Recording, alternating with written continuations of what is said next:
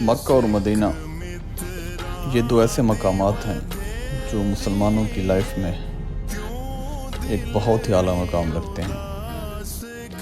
آج میں آپ کو اس چھوٹے سے سفر کا احوال سناؤں گا جو ہم نے 28 رمضان المبارک کو مکہ سے مدینہ کی طرف کیا، اور کوشش کریں گے کہ آپ کو مدینہ کی جو زیارات ہیں وہ بھی دکھائیں تاکہ آپ لوگ ان کا شرف حاصل کر سکیں۔ مکہ سے ہم ظہر کی نماز کے بعد مدینہ کی طرف نکلے۔ سفر الحمدللہ بہت اچھا رہا۔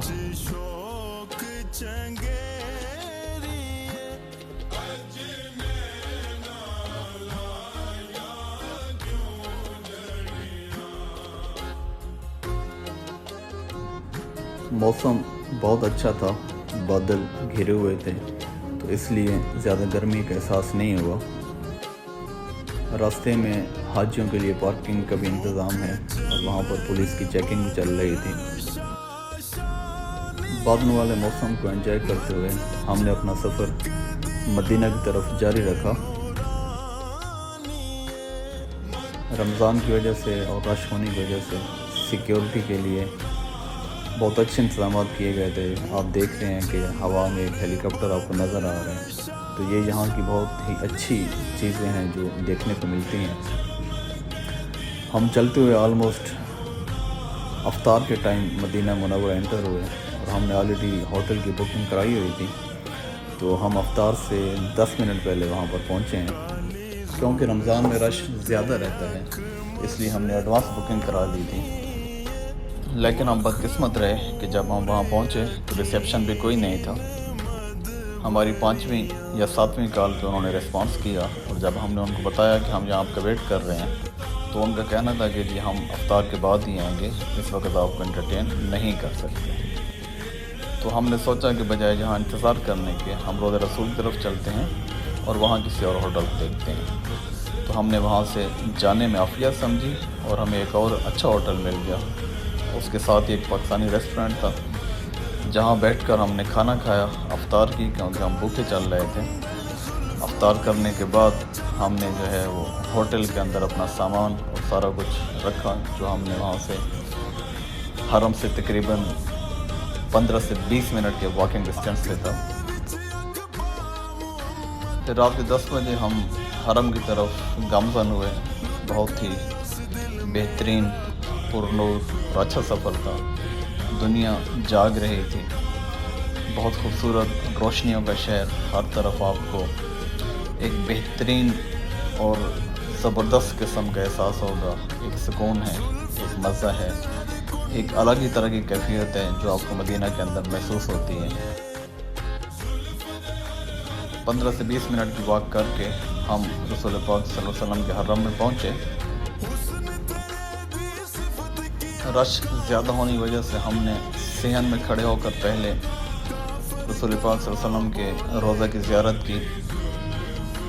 پھر جب ہم نے دیکھا کہ رش تھوڑا سا کم ہو رہا ہے تو پھر ہم نے اندر جانے کے لیے کوشش کی اور ہمیں اس کا موقع مل گیا، اور ہم نے رسول پاک صلی اللہ علیہ وسلم کی زیارت، قبر کی زیارت اندر سے جا کر کی۔ بہت ہی بہترین، خوبصورت اور پرنور مناظر رہتے ہیں یہاں کے۔ ابھی ہم اندر سے زیارت کرنے جا رہے ہیں۔ یہاں کے انتظامات ماشاءاللہ بہت اچھے ہوتے ہیں، چیزوں کو پراپرلی مینیج کیا جاتا ہے۔ رش زیادہ ہونے کی وجہ سے کبھی کبھی آپ کو مسائل کا سامنا بھی کرنا پڑ سکتا ہے، لیکن اتنے زیادہ رش کو، اور خاص طور پر جب عید کا موقع قریب ہو، رمضان کا آخری عشرہ چل رہا ہو، تو چیزیں سنبھالنا اٹ سیلف ایک بہت بڑا ٹاسک رہتا ہے۔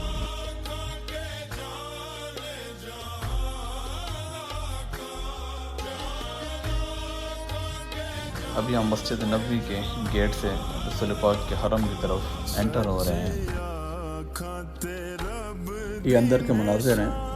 آپ کو یہاں سامنے ممبر نظر آئے گا جو رسول پاک صلی اللہ علیہ وسلم کی نسبت سے ہے، اور آج بھی اسی کے اوپر بیٹھ کر خطبات دیے جاتے ہیں۔ نماز جمعہ اور باقی نمازوں کی خطبات جو ہے وہ یہیں سے ادا کیے جاتے ہیں۔ لوگوں کا رش بہت زیادہ ہوتا ہے۔ ہر انسان کی کوشش ہوتی ہے کہ وہ جالی کو قریب سے جا کے دیکھے، محسوس کرے، اور زیارت کا شرف حاصل کریں. تو جہاں تک ممکن ہو سکتا ہے لوگ کر لیتے ہیں. جہاں پاسبل نہیں ہوتا تو پھر دور سے جو ہے وہ زیارت کرنی پڑتی ہے.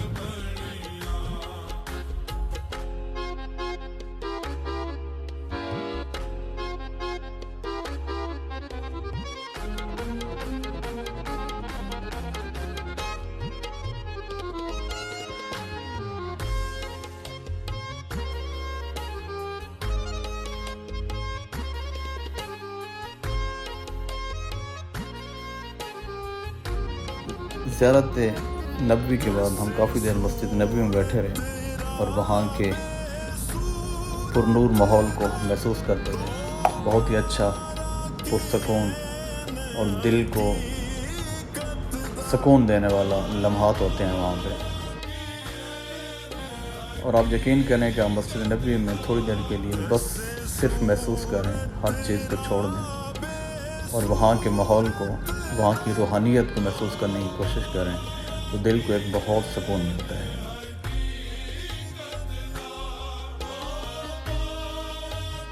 پھر ہم رات کو واپس ہوٹل چلے گئے اور صبح کی نماز کے لیے پھر مسجد نبوی میں واپس آئے. نماز پڑھنے کے بعد تقریباً فجر میں جنت البقیع کی زیارت کے لیے قبرستان کو کھولا جاتا ہے. پھر ہم نے مسجد نبوی سے ہوتے ہوئے جنت البقیع میں انٹر ہوئے اور جنت البقیع میں قبروں کی زیارات کی, جو وہاں پہ مقدس ہستیوں کی موجودگی ہے ان کی زیارت کا شرف حاصل کیا.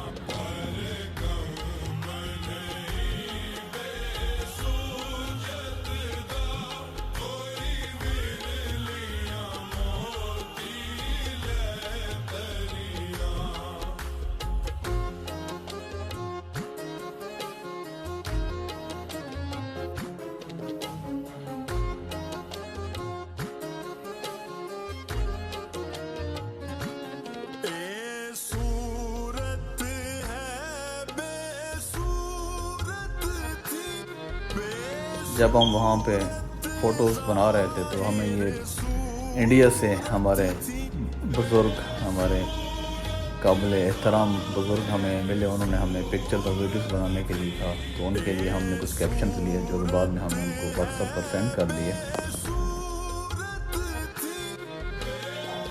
مسجد نبوی کی زیارت ختم کرنے کے بعد ہم نے باقی زیارات کا سلسلہ شروع کیا. سب سے پہلے ہم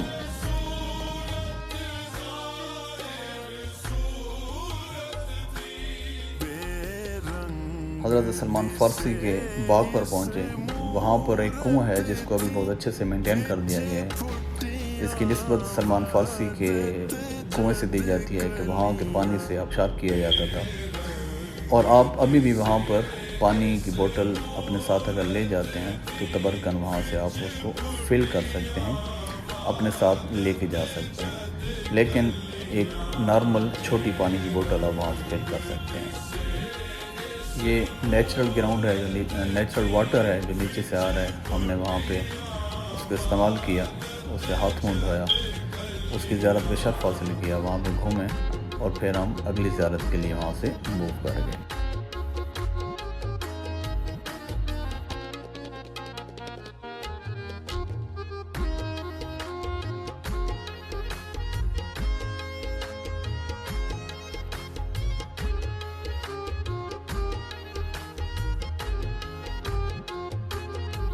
یہ اس کے ساتھ ہی بالکل ملحقہ علاقہ ہے جہاں حضرت سلمان فارسی کا باغ آج بھی اسی حالت میں موجود ہے. اور یہاں سے کھجوریں اور اس طرح کی باقی چیزیں جو ہے وہ اویلیبل رہتی ہیں. آپ وہاں سے کھجوریں حاصل کر سکتے ہیں.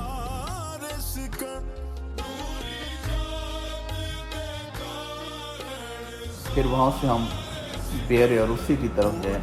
اس کنویں کے بارے میں روایات ملتی ہیں کہ اس کے پانی سے رسول پاک صلی اللہ علیہ وسلم کو غسل دیا گیا تھا اور اس کو انہوں نے پریزرو کیا ہوا ہے, سیف کیا ہوا ہے. بیت کی طرف باؤنڈری ہے, آپ اندر تک نہیں جا سکتے لیکن دور سے کھڑے ہو کر اس جگہ کی زیارت کی جا سکتی ہے. اور یہاں پر انہوں نے اس کی تفصیلات بھی دی ہے.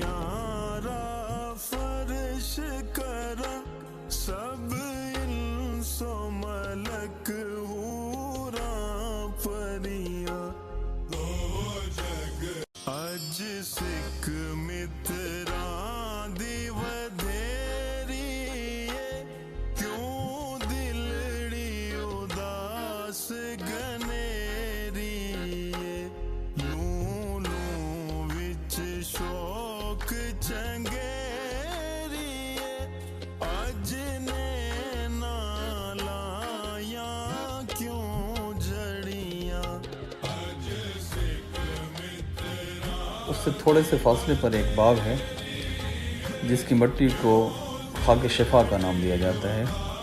اب اس کے بارے میں کوئی اتھینٹک معلومات نہیں ہیں، لیکن لوگوں کا کہا جاتا ہے کہ اس کی مٹی جو ہے وہ استعمال کی گئی تھی جب کچھ اصحاب دوران جنگ زخمی ہو گئے تھے، تو یہ مٹی ان کے زخموں پر لگائی گئی تھی جس سے ان کے زخم ٹھیک ہو گئے تھے۔ تو کچھ لوگوں کا کہنا ہے کہ یہ مٹی شفا کے طور پر استعمال کی جاتی ہے، لیکن اس کے بارے میں کوئی اتھینٹک انفارمیشن یا اتھینٹک نیوز نہیں ہے، اس لیے اس کے بارے میں ہم کچھ اتھینٹک نہیں کہہ سکتے۔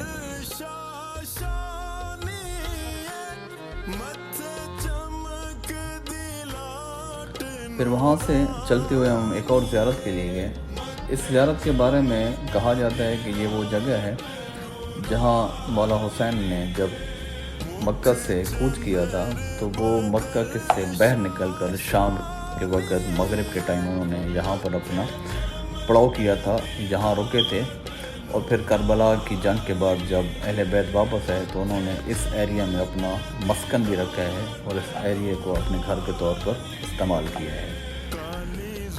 تو یہ جگہ آپ نیٹ سے سرچ بھی کر سکتے ہیں، آپ اس جگہ آ سکتے ہیں، زیارت کر سکتے ہیں۔ اس کو بھی انہوں نے پریزرو کیا ہوا ہے، سیو کیا ہوا ہے اور اچھی کنڈیشن میں اس کو ابھی تک رکھا ہوا ہے۔ آپ کبھی بھی آتے ہیں مدینہ کی طرف تو اس ایریا کی زیارت کا شرف حاصل کر سکتے ہیں۔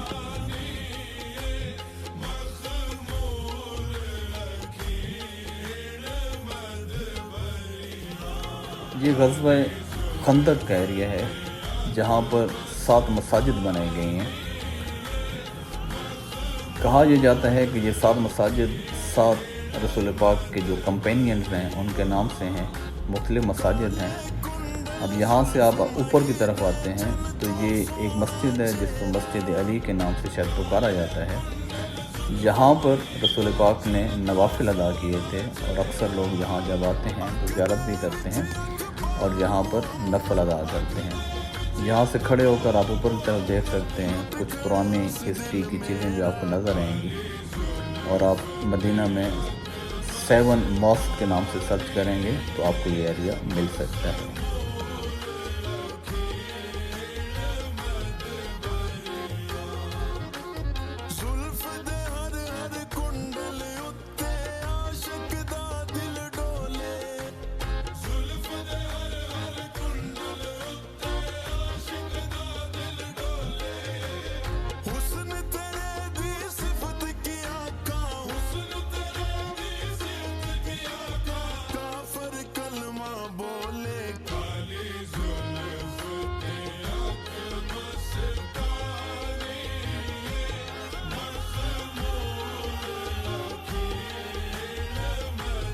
وہاں سے ہم غزوہ احد کے مقام پر ہیں۔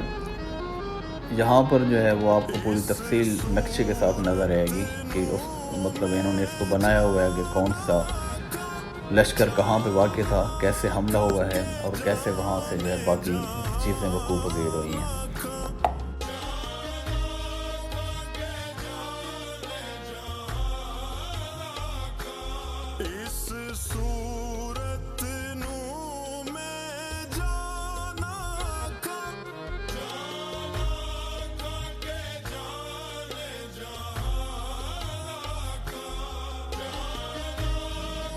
یہ احد کا مقام ہے اور یہ وہ مقبرہ ہے جس میں اسلام کے پہلے شہید حضرت حمزہ کی زیارت ہے، ان کی قبر مبارک ہے۔ آپ یہاں پر آ کے اس کی زیارت کر سکتے ہیں۔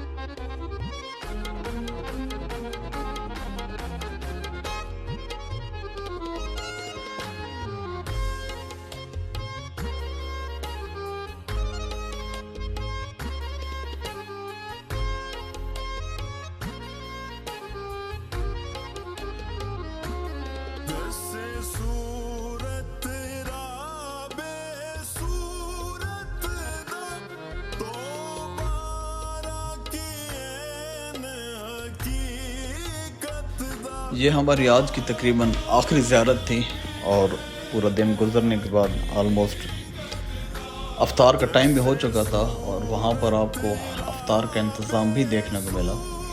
وہاں پر باقاعدہ صفیں بچھائی گئی تھیں جن کے اوپر افطار کا ارینجمنٹ کیا جا رہا تھا تاکہ لوگ افطار کر سکیں، لیکن ہم وہاں افطار کے لیے نہیں رکے کیونکہ ہمیں مکہ کی طرف واپسی کا سفر کرنا تھا۔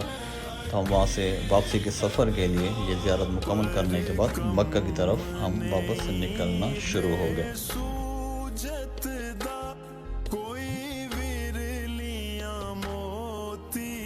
مکہ کی طرف نکلتے ہوئے جیسے ہم مدینہ سے نکلتے ہیں تو وہاں پر ایک پمپ اسٹیشن ہے الدریس کے نام سے، وہاں سے ہم نے اپنی افطاری کا سامان جمع کیا، وہاں سے ہم نے اپنی افطاری کا سامان لیا اور پھر سفر شروع رکھا کیونکہ ہم جو ہے وہ ٹائم سے مکہ پہنچنا چاہ رہے تھے۔